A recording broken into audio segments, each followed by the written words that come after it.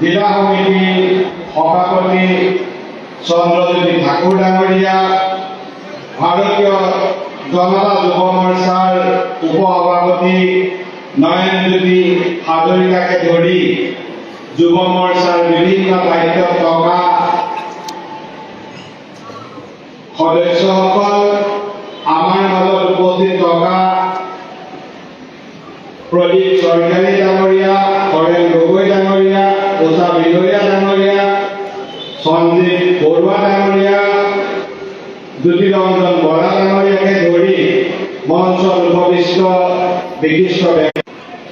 আমি ইতিমধ্যে আজিৰ সভাখনত কেইবাজনো বক্তাৰ বহুমূলীয়া বক্তব্য শুনিলো আৰু তেখেতসকলৰ বক্তব্যৰ দ্বাৰা আমি অনুপ্ৰাণিত হলো।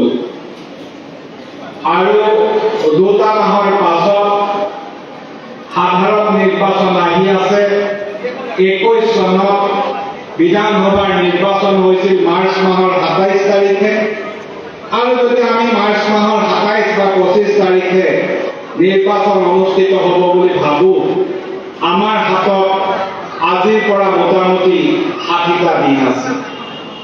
আৰু 60 দিন থকাৰ প্ৰাক মুহূৰ্তত সৰুপথাৰ সমষ্টিৰ সৰুপথাৰ চহৰত যুৱক যুৱতীসকলক লৈ আমাৰ এনে এখন সভা অনুষ্ঠিত হৈছে যে আজিলৈকে 3000তকৈ অধিক যুৱক যুৱতীক লৈ 3000 অফুৰন্ত শক্তিক একেলগ কৰি কেতিয়াও সভা অনুষ্ঠিত হোৱা নাছিল।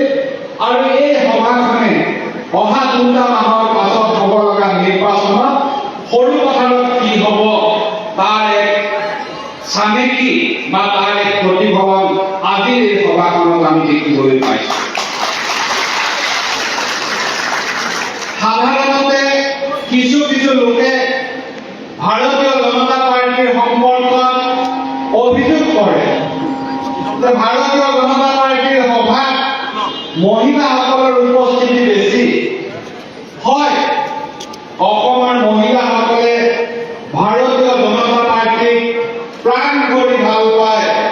হাজাৰ হাজাৰ মহিলাই অসমৰ জ্যেষ্ঠসকল, অসমৰ জনসাধাৰণে বুকুৰ মাজত ভাৰতীয় জনতা পাৰ্টিক লৈ ফুৰিছে, যাৰ কাৰণে আজিৰ দিনটোত 3000 যুৱক যুৱতী আহি এই সভাখনত উপস্থিত হৈছে।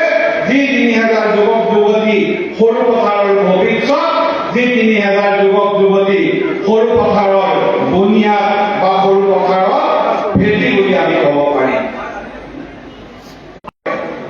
ব্যক্তিগত জীৱনৰ এক কৰ্মময় জীৱন প্ৰতিষ্ঠা কৰাৰ লগতে সামগ্ৰিকভাৱে সৰুপথাৰ সমষ্টিৰ উন্নয়ন আৰু বিকাশৰ ক্ষেত্ৰত অভূতপূৰ্ব বৰঙণি আগবঢ়াব পাৰিব। সৰুপথাৰ বুলি ক'লে আমি যেতিয়া বিধায়ক হিচাপে নিৰ্বাচিত হৈছিলো 2021 চনৰ কথা যদি আমি মনত পেলাওঁ, 2021 চনত অসমৰ ভিতৰত আটাইতকৈ পিছৰ সমষ্টি বা 126 নম্বৰৰ সমষ্টি সৰুপথাৰ সমষ্টি আছিল। এই 5টা বছৰ আপোনালোকে সৰুপথাৰ সমষ্টিৰ ৰাইজে মোক সৰুপথাৰ সমষ্টিৰ সেৱা কৰি ভগৱানে সুযোগ নিদিয়ে। আৰু আপোনালোকৰ আশীৰ্বাদত, গণদেৱতাৰ আশীৰ্বাদত, ভগৱানৰ আশীৰ্বাদত যেতিয়া 21 চনত জনসাধাৰণক সেৱা কৰাৰ সুযোগ পালো, সেই সময়ত মই সিদ্ধান্ত লৈছিলো যে মই যদি এই সুযোগ অপচয় কৰো, মোক গণদেৱতাই ক্ষমা নকৰে, মোক ভগৱানেও ক্ষমা নকৰিব। সেইকাৰণে 21 চনৰ পৰা আজিৰ দিনটোলৈকে এটাও দিন জিৰণি নোলোৱাকৈ সৰুপথাৰ সমষ্টিবাসী ৰাইজৰ কাৰণে সেৱা কৰিবলৈ যত্ন কৰিম। আৰু তাৰ ফলস্বৰূপে মাননীয় মুখ্যমন্ত্ৰী ডাঙৰীয়াৰ আশীৰ্বাদত আজি অসমৰ 5টা শ্ৰেষ্ঠ সমষ্টিৰ ভিতৰত সৰুপথাৰ সমষ্টি অন্যতম এটা সমষ্টিত পৰিণত হ'ল। সমস্যাৰে জৰ্জৰিত সৰুপথাৰ সমষ্টিৰ সমস্যাক আমি সম্পদলৈ ৰূপান্তৰিত কৰিলো। আজি সৰুপথাৰ বুলি ক'লে মানুহে হাঁহিব নোৱাৰে, বৰঞ্চ সৰু পথাৰ বুলি ক'লে আজি মানুহে আগ্ৰহেৰে গুৰুত্ব দিয়ে। সৰু পথাৰ বুলি ক'লে মানুহৰ মনত এটা কৌতূহল আছে যে 5টা বছৰত কেনেদৰে এটা সমষ্টিত ইমান পৰিৱৰ্তন হ'ব পাৰে। আপোনালোকে জানি ভাল পাব, বাইদেউ আছে, বাইদেউ বহুত কাম কৰিছে। গোলাঘাট চহৰত বাইদেৱে চহৰখন অসমৰ ভিতৰত শ্ৰেষ্ঠ চহৰ কৰিছে।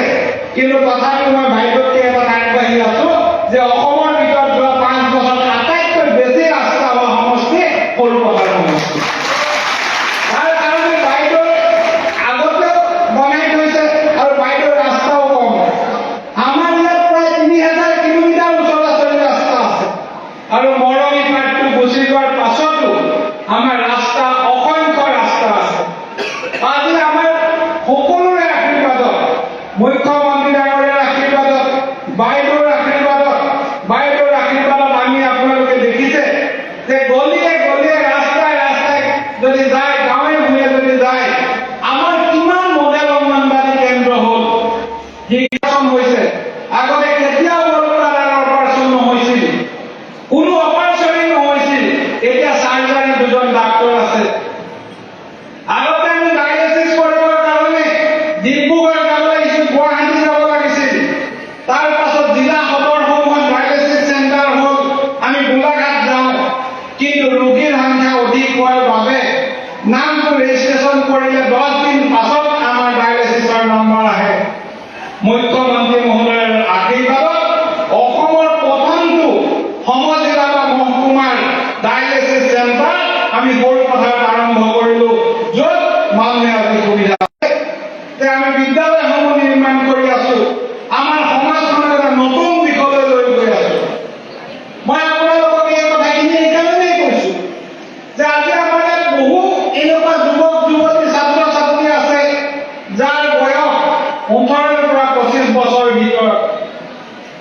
এই সকল ছাত্ৰ ছাত্ৰীয়ে 2016 চনৰ আগৰ সমাজখন খুব ভালকৈ বাহিৰত গৈ দেখা নাছিল। গতিকে কংগ্ৰেছৰ দিনৰ অপশাসন যুৱ চামে হয়তো বহুত ভালকৈ দেখা নাছিল। সেই সময়ত এনেকুৱা এটা অপশাসন চলিছিল যে চাকৰিৰ বজাৰত যাৰে টকা বেছি আছিল সিয়ে চাকৰি কিনিব পাৰিছিল। চাকৰিৰ বজাৰত মন্ত্ৰী, বিধায়ক, ডাঙৰ ডাঙৰ অফিচাৰ, টকা থকা মানুহৰ পৰিয়ালৰ পৰা এছিএছ অফিচাৰ হৈছিল, ডাঙৰ ডাঙৰ অফিচাৰ হৈছিল। এতিয়া 1.5 লাখতকৈ অধিক চাকৰি মাননীয় মুখ্যমন্ত্ৰী ডাঙৰীয়াই প্ৰদান কৰিলে। আৰু এই 1.5 লাখ চাকৰিত ক'তো এটা টকাও খৰচ কৰা অভিযোগে উঠাব পৰা নাই। কোনেও ক'ব পৰা নাই যে আমুকে এটা টকা দিছে। দিয়াটো দূৰৰে কথা, মিছাকৈ ক'বলৈও কাৰো সাহস হোৱা নাই। এয়াই হ'ল ডক্টৰ হিমন্ত বিশ্ব শৰ্মা ডাঙৰীয়াৰ নিকা আৰু স্বচ্ছ প্ৰশাসন। এই নিকা আৰু স্বচ্ছ প্ৰশাসনত সমাজৰ সকলো ফালৰ পৰা পৰিৱৰ্তন হৈছে। জয়ন্ত গোস্বামী ডাঙৰীয়াই তেখেতৰ ভাষণত কৈছিল যে মোবাইল টাৱাৰৰ কথা।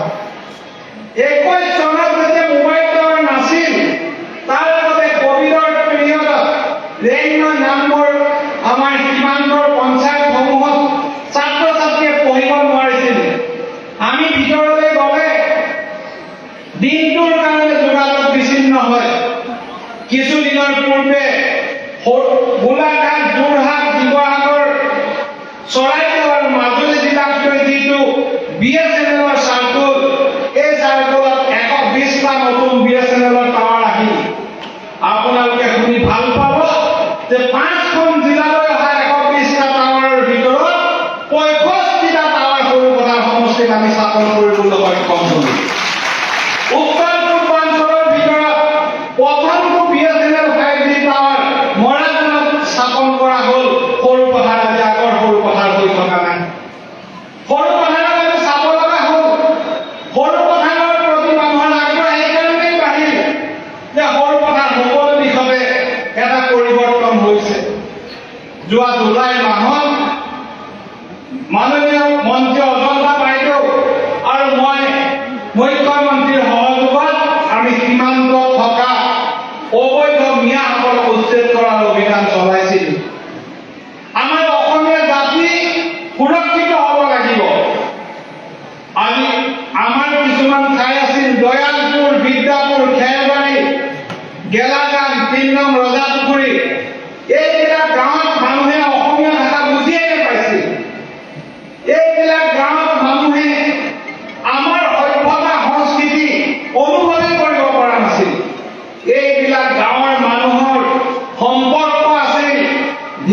মৈৰাবাৰী, ৰূপহী, লাহৰীঘাট আৰু এইবিলাক মানুহে আমাৰ ডেমোগ্ৰাফি, আমাৰ জনগাঁথনি বিপন্ন কৰিছিল।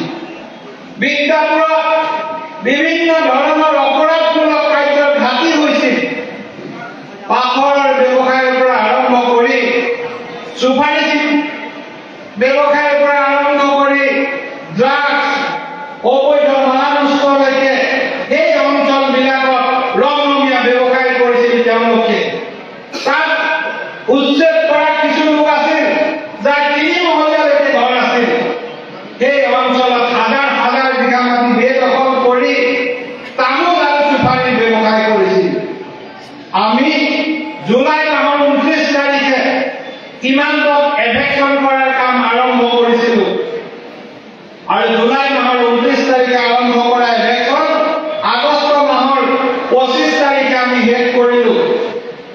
এই এমাহ সময়ত আমি ১৫,০০০ বিঘা মাটি মিয়া বাংলাদেশী মুছলমানৰ পৰা আমি মুক্ত কৰিলোঁ। অসমৰ জনসাধাৰণৰ জনগাঁথনি, ডেমোগ্ৰাফি আমি সৰু কথা সুৰক্ষিত কৰিলোঁ। অহা ৫০ বছৰলৈকে সৰু কথাৰ ভাষা, সাহিত্য, সভ্যতা, সংস্কৃতি, ধৰ্ম আমি বিপদৰ পৰা সুৰক্ষিত কৰিলোঁ। যিবিলাক অঞ্চলত আমাৰ মানুহে কেতিয়াও গৈ থিয় হ'ব নোৱাৰিছিল, সেইবিলাক অঞ্চল আজি শান্তি বিৰাজ কৰিছে।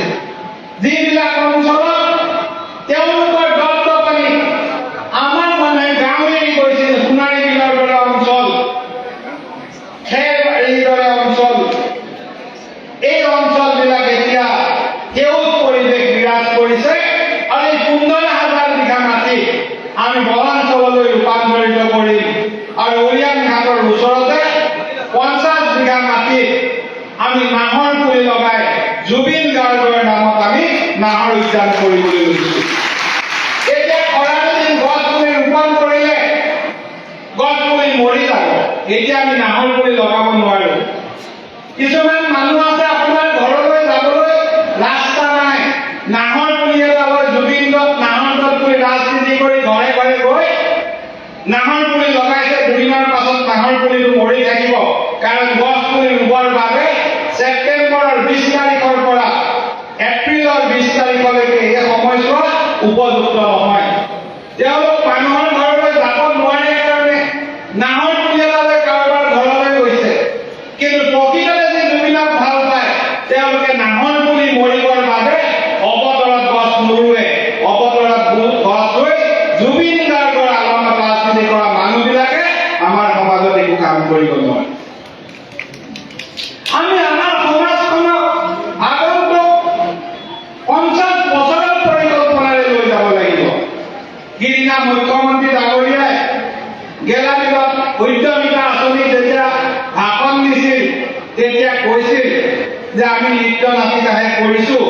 মূল নাটকখন ৩১ চনৰ পৰা ২৬ চনৰ পৰা ৩১ চনলৈকে হ'ব।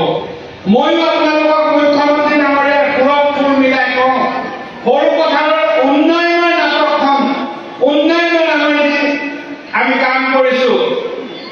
২৬লৈকে এয়া আমাৰ নৃত্য নাটিকাহে আছিল। ২৬ৰ পৰা ৩১ চনলৈ সৰু পথাৰৰ যি উন্নয়ন হ'ব সি মূল নাটকত পৰিণত হ'ব আৰু অসমে সৰু পথাৰত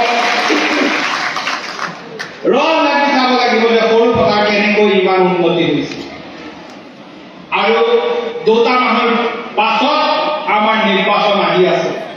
কোনো নিৰ্বাচনকে, কোনো প্ৰতিদ্বন্দ্বিতাকে আমি সহজভাৱে নলওঁ। ইয়াত হোৱা ইলেকশ্যনত আমি যেতিয়া বিধায়ক কৰিছিলোঁ, বৰপথাৰ আৰু সৰুপথাৰ পৌৰসভাৰ নিৰ্বাচনত আমি ১০০% জয়লাভ কৰিছিলোঁ। আমি পঞ্চায়ত নিৰ্বাচনত ১০০% জয়লাভ কৰিছিলোঁ। আনকি পঞ্চায়ত নিৰ্বাচনত প্ৰায় 50% সিটত প্ৰাৰ্থী দিবলৈকে কংগ্ৰেছ, জাতীয় পৰিষদ, ৰাইজৰ দলৰ দৰে বিৰোধীসকলৰ হাতত কোনো প্ৰাৰ্থী নাছিল, যাৰ কাৰণে ৮-৯টা পঞ্চায়তত আমি বিনা প্ৰতিদ্বন্দ্বিতাৰে জয়লাভ কৰিবলৈ সক্ষম হৈছিলোঁ।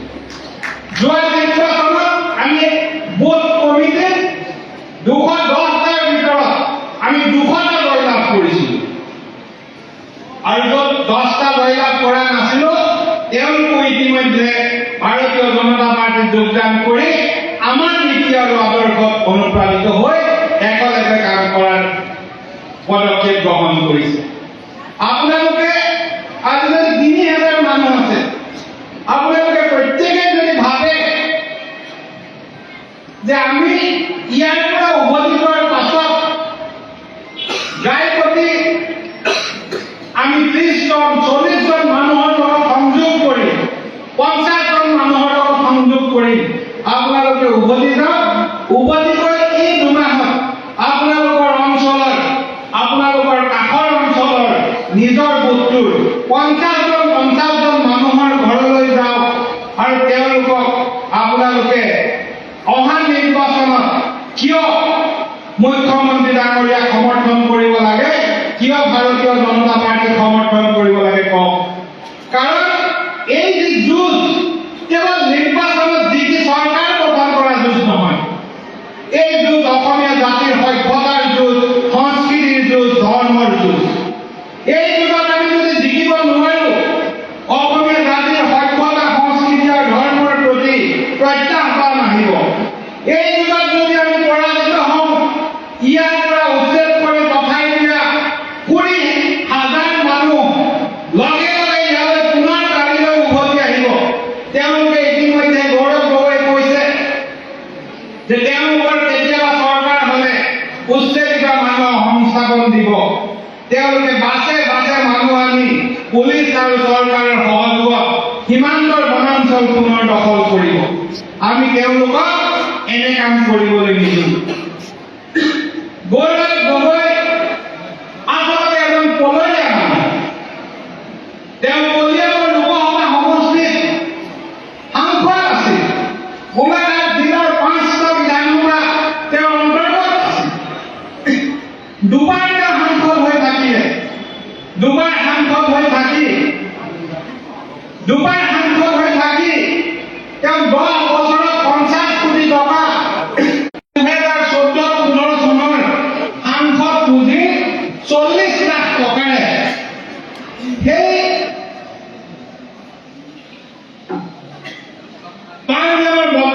নাওজান বজাৰৰ কাষত পাঞ্জান পঞ্চায়তৰ খেলপথাৰখন নিৰ্মাণ কৰিছে। ৪০ লাখ টকাৰে কি কাম কৰিলে মই কালিয়ে ভাবি আহিছো। মুখ্যমন্ত্ৰী ডাঙৰীয়াক ভিজিলেন্সত দিম, তাত খুব বেছি ৩ লাখ বা ৪ লাখ টকা খৰচ হৈছে ১৪ চনৰ কাম।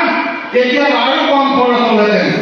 সাংসদ পুঁজি ধন তেওঁলোকে অপচয় কৰিছে আৰু ৰাইজৰ ওচৰত জবাবদিহি হোৱাৰ ভয়ত গৌৰৱ নকৰে।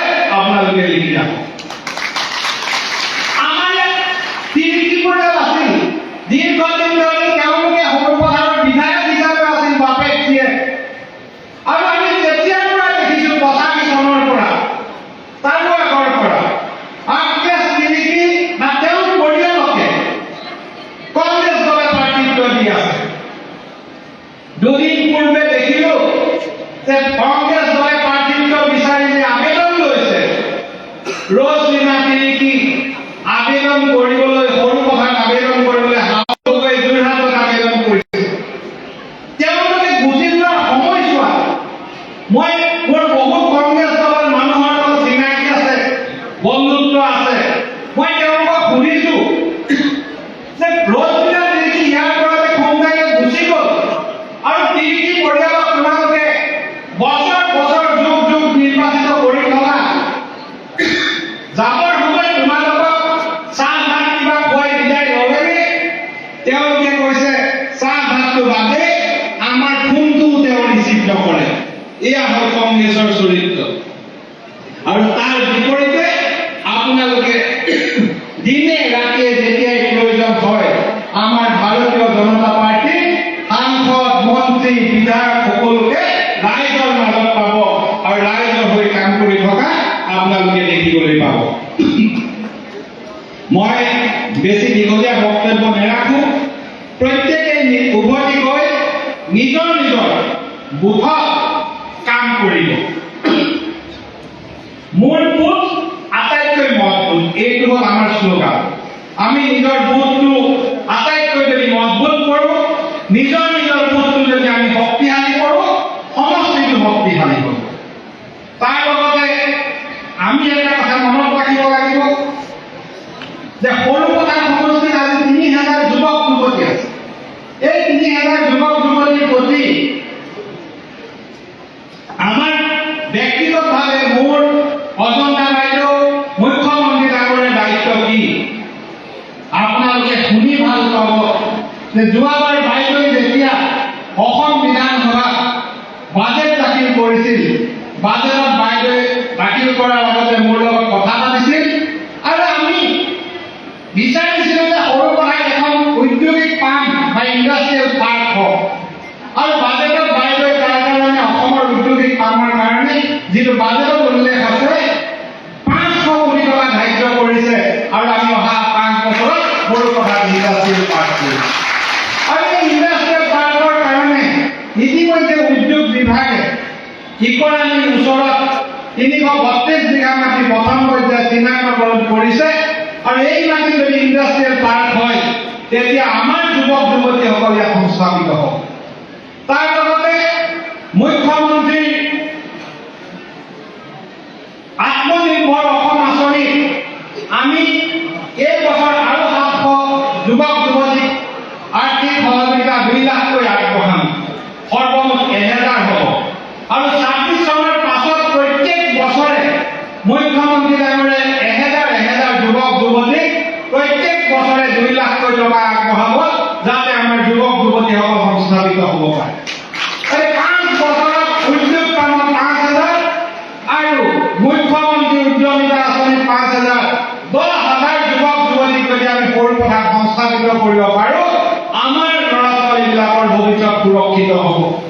তাৰোপৰি মুখ্যমন্ত্ৰী ডাঙৰীয়াই কৈছে যে অহা 5 বছৰত 2 লাখ চাকৰি হ'ব।